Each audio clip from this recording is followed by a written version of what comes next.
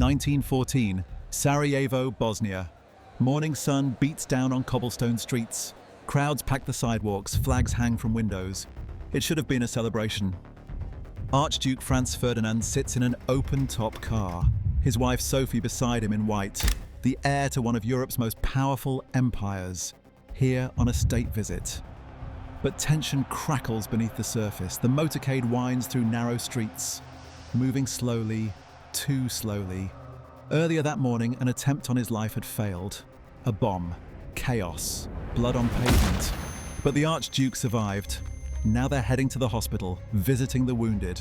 But the driver takes a wrong turn, and when he starts reversing the car, barely 5 feet away stands a young man. 19 years old. He didn't flee like the others. He stayed. He steps forward, raises his pistol. 2 shots ring out. Franz Ferdinand clutches his throat. Sophie slumps against her husband. Blood spreads across her white dress. Then silence, the kind that falls when the world shifts. The gunman tries to turn the weapon on himself, but bystanders tackle him. Someone screams, others stand frozen. In that moment, a single bullet set the world on fire. Empires would collapse, millions would die, an entire generation lost, all because of 2 gunshots on a Sunday morning. But who pulled the trigger? And why did it matter so much?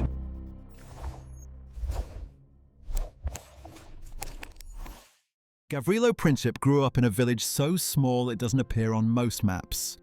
Obliaj, Bosnia.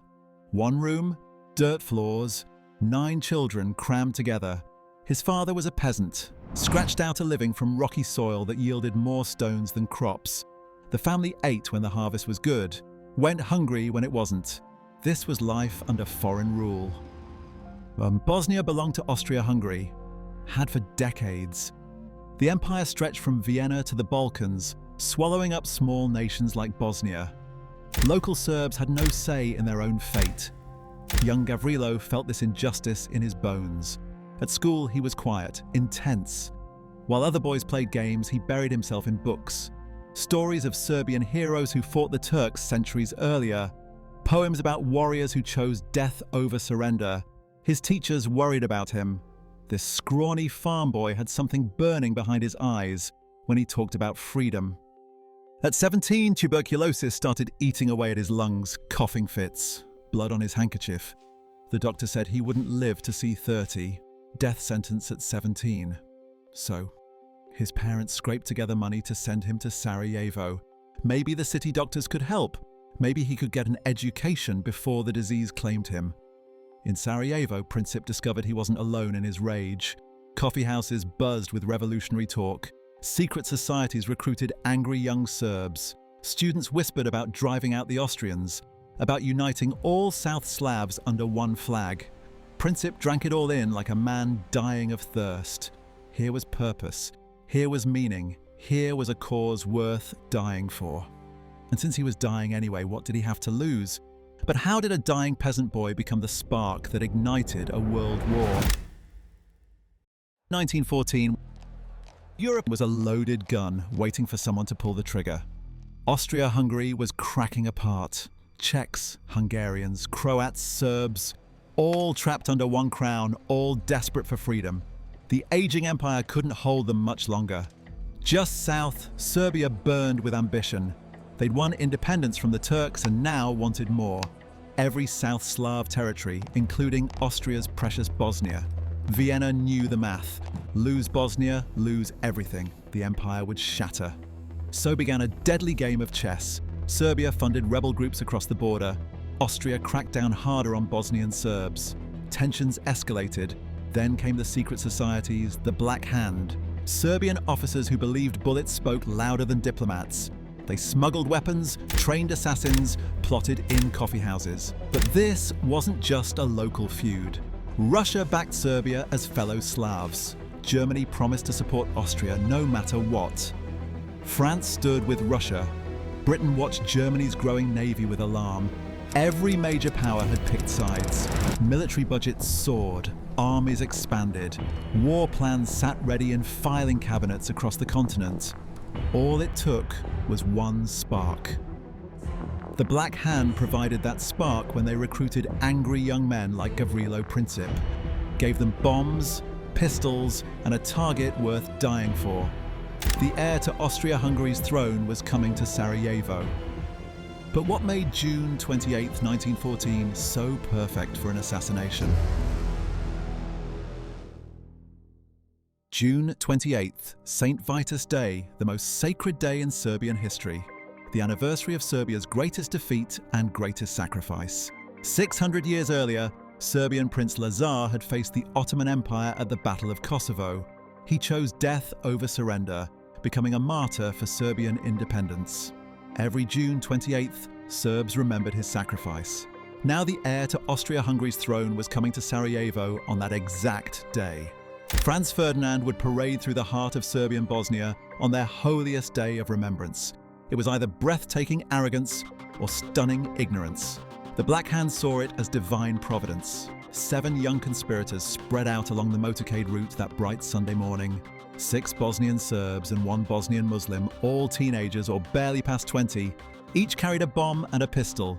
Each had sworn to die for the cause. Nedaleko Čabrinović at the Kumurja Bridge. Vaso Čubrilović near the Central Police Station. Cvjetko Popović at the corner of Franz Joseph Street. Gavrilo Princip positioned outside Schiller's Delicatessen. Trifko Grabic further down the route. Danilo Ilic coordinating from the shadows. A gauntlet of death stretching across Sarajevo. The plan was elegant in its simplicity. If the first assassin missed, the second would try. If he failed, the third. 7 chances to change history. At 10:10 a.m., Franz Ferdinand's open-top Graf and stiff limousine rolled slowly down the Appel Quay. The Archduke sat rigid in his military uniform, ostrich plumes dancing on his ceremonial hat. Beside him, Sophie wore a white dress and wide-brimmed hat, smiling and waving at the crowds. 4 other cars followed. Security was surprisingly light, local police and a handful of detectives. No one expected serious trouble on such a festive day. As the motorcade approached the Kumurja Bridge, Čabrinović stepped forward. His hand trembled as he pulled the pin from his bomb. He hurled it at the Archduke's car and immediately bit down on his cyanide capsule. The bomb arced through the air, struck the folded roof of Franz Ferdinand's car, bounced off, rolled under the vehicle behind them. 10 seconds later, it exploded. The blast shattered windows, sent debris flying, wounded several officers in the following car. Crowds screamed and scattered, but the royal couple sat untouched, covered in dust, but alive. Čabrinovic's suicide attempt failed as spectacularly as his bombing. The cyanide was old and weak. Instead of dying heroically, he vomited violently and was dragged away by furious bystanders. Franz Ferdinand stood up in his car, brushing off debris.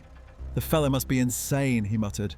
Then, with remarkable composure, "Come on, let's continue with the program." The other conspirators scattered in panic. The moment seemed lost. All except Gavrilo Princip, who slipped away from his position and walked to a nearby cafe. He ordered coffee and waited. Hours passed. Franz Ferdinand completed his scheduled appearances, though visibly shaken. Sophie suggested they visit the hospital to see the officers wounded in the morning's attack. A noble gesture, a fatal decision. The motorcade set off again. But somewhere in the confusion, the driver took a wrong turn down Franz Joseph Street instead of continuing straight. General Potojarek, riding in the front seat, shouted, "Stop! You're going the wrong way." The driver hit the brakes. The heavy car lurched to a halt, then slowly began to reverse, directly in front of Schiller's Delicatessen, where Gavrilo Princip sat finishing his coffee. Princip looked up. There, barely 5 feet away, sat the heir to Austria-Hungary's throne, the man who symbolized everything he hated about foreign rule. He stood, walked calmly to the car, drew his Belgian-made FN Model 1910 pistol. 2 shots cracked across the street. The first bullet tore through Franz Ferdinand's neck, severing his jugular vein. The second struck Sophie in the stomach. She collapsed against her husband. Princip tried to turn the gun on himself, but the crowd tackled him before he could fire again. As police dragged him away, he shouted, "I am a Yugoslav nationalist, aiming for the unification of all Yugoslavs, and I do not care what punishment follows." In that moment, the old world died with Franz Ferdinand. Within hours, the news spread across Europe. Telegraph lines hummed with urgent messages. Newspapers rushed out special editions. Diplomats scrambled, and with it, the countdown to war began. The news hit Vienna like a thunderbolt. The heir to the throne was dead, murdered by a Serbian terrorist on Serbian Holy Day in Austrian territory. Emperor Franz Joseph, 84 years old and weary from decades of rule, received the telegram in his study. He read it twice, then set it down without a word. But others weren't so restrained. In Vienna's coffee houses, people wept openly. Newspapers printed black-bordered editions with headlines screaming for justice. "Serbian bullets kill our future emperor." Street demonstrations erupted. Angry crowds attacked Serbian shops and businesses. The government's response was swift and decisive. Within hours, officials were pointing fingers directly at Belgrade. This wasn't the work of a lone madman, they declared. This was state-sponsored terrorism. Serbian Prime Minister Nikola Pasic denied everything. His government had no connection to the assassination, he insisted. Gavrilo Princip was a private citizen acting on his own, but the evidence suggested otherwise. The weapons came from Serbian military arsenals. The Black Hand had trained the conspirators. Serbian border guards had helped them cross into Bosnia. Behind closed doors, diplomats worked frantically. Telegrams flew between capitals. Emergency meetings convened. Everyone could smell war in the air. In Berlin, Kaiser Wilhelm II promised Austria-Hungary Germany's faithful support. In St. Petersburg, Russian Foreign Minister assured Serbia of protection. France quietly mobilized reserves. Britain watched nervously from across the Channel. Military commanders dusted off their war plans. Generals studied maps and railway timetables. Arsenals checked their stockpiles. The great powers of Europe began moving their pieces into position. But these weren't just political calculations. This was personal. Franz Ferdinand wasn't just Austria's heir, he was related to half the royal families of Europe. His murder had violated the sacred code that protected crowned heads. Someone had to pay. In newspaper offices across the continent, editors prepared their readers for the inevitable. "The hour of reckoning has come," wrote one Viennese journalist. "Serbia must answer for this crime." But no one expected the dominoes that would fall next. July 23rd, nearly a month after the assassination. Austria-Hungary delivered an ultimatum to Serbia that was designed to be rejected. Demands, each more humiliating than the last. Serbia must suppress anti-Austrian propaganda, disband nationalist organizations, allow Austrian officials to investigate the assassination on Serbian soil, accept Austrian judges in Serbian courts. The final demand was the most insulting. Austria would participate directly in suppressing any movement hostile to the monarchy. It would mean the end of Serbian independence in all but name. It wasn't diplomacy, it was a declaration of war wrapped in legal language. Serbia's response came on July 25th. Prime Minister Pasic knew he was walking a tightrope. Accept everything and Serbia becomes an Austrian puppet state. Reject everything and face immediate invasion. He chose a middle path. Serbia accepted most demands but rejected the key ones that would destroy their sovereignty. Austrian investigators on Serbian soil? Absolutely not. Austrian judges in Serbian courts? Never. It was enough for Vienna. They'd gotten exactly the response they wanted. July 28th, exactly 1 month after Franz Ferdinand's death, Austria-Hungary declared war on Serbia. Emperor Franz Joseph signed the declaration with a heavy heart. He'd seen enough wars in his long reign. The first domino fell. Russia couldn't abandon their Slavic brothers. July 30th, Tsar Nicholas II signed the mobilization order despite desperate telegrams from his cousin, Kaiser Wilhelm II.